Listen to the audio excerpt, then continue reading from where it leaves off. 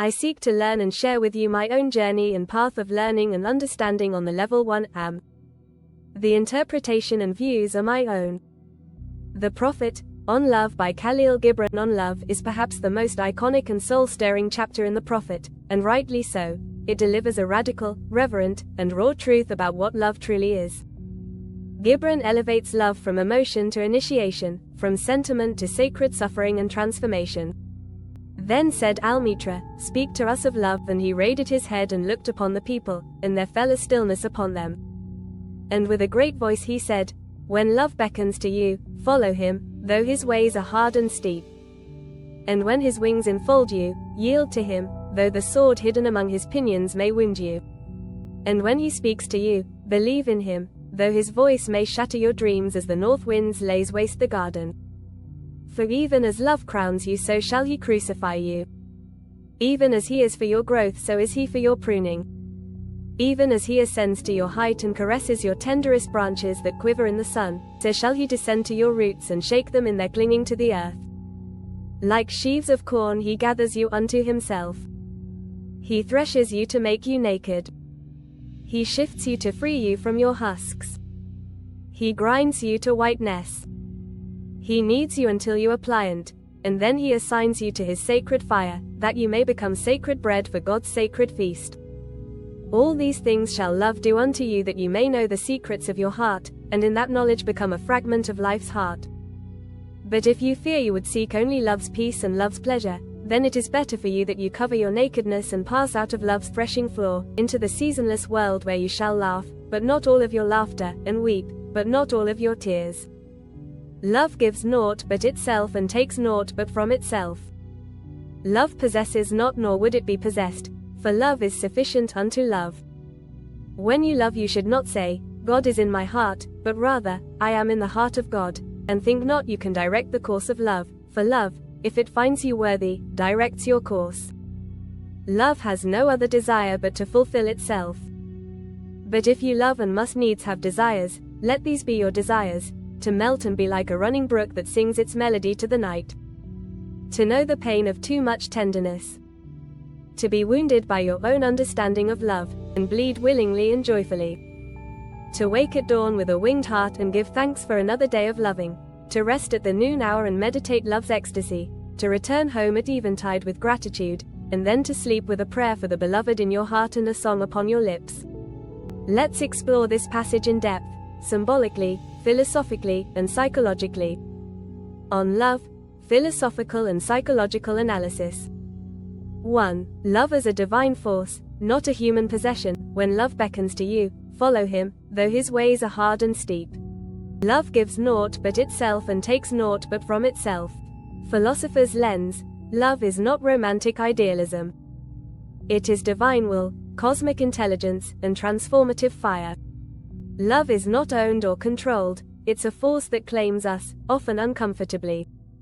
Psychological insight, this mirrors Jung's idea of the anima, animus, the soul's inner opposite.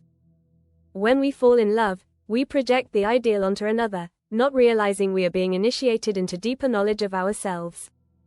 2. The wound and the wing, though the sword hidden among his pinions may wound you.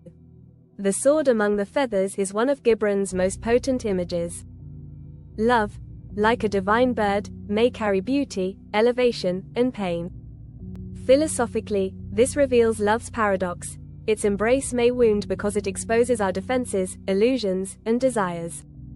Psychologically, this echoes the wounding nature of intimacy.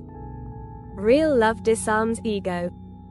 It breaks open the protective layers to reveal the true self, which is why it often hurts. 3. Love as sacred destruction and rebirth, he threshes you to make you naked. He kneads you until you are pliant, then assigns you to his sacred fire.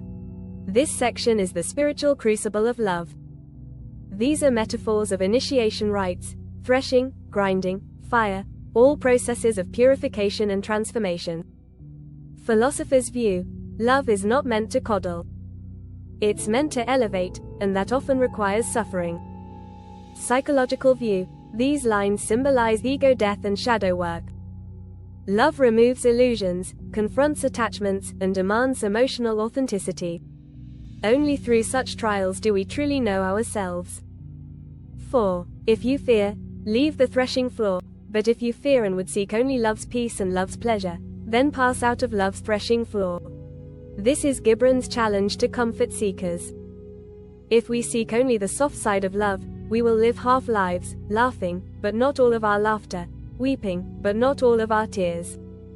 Philosophically, he warns us against numbness and mediocrity. Love is not safe, but it is true. Psychologically, this is the consequence of avoiding vulnerability, a life that is emotionally muted, never truly lived. 5. Love is not possession, love possesses not nor would it be possessed, for love is sufficient unto love.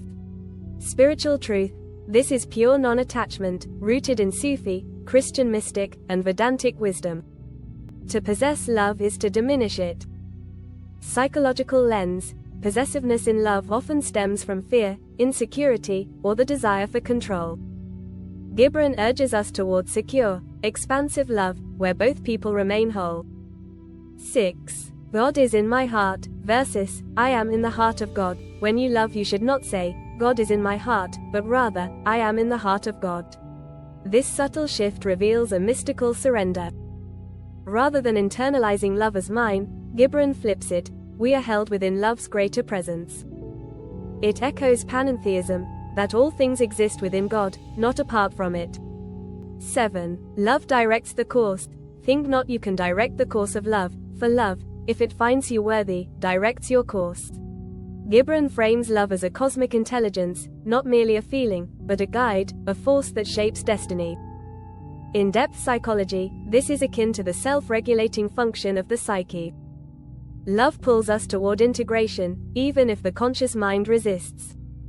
8. Desires of the lover, a sacred daily practice, to wake at dawn with a winged heart, to rest at the noon hour, to return home at eventide, to sleep with a prayer. Gibran ends with a vision of love as devotional practice, a rhythm of gratitude, joy, and sacred intention. Love is not only pain, it is also poetry lived daily. These lines are a reminder that love, when fully embraced, touches every moment of our lives. Summary: the nature of love in Gibran's vision element, meaning love's pain, necessary purification and spiritual growth, love's joy, found in surrender, not possession, love's paradox, crowns you and crucifies you, love's function, to reveal your heart and guide your destiny, love's practice, daily reverence and gratitude in presence, final reflection. Gibran's love is not for the faint of heart, it is mystical fire, meant to burn away illusion, awaken truth, and lead us back to ourselves through the arms of another. If love hasn't changed you, it hasn't touched you deeply enough. Thank you for sharing in my journey.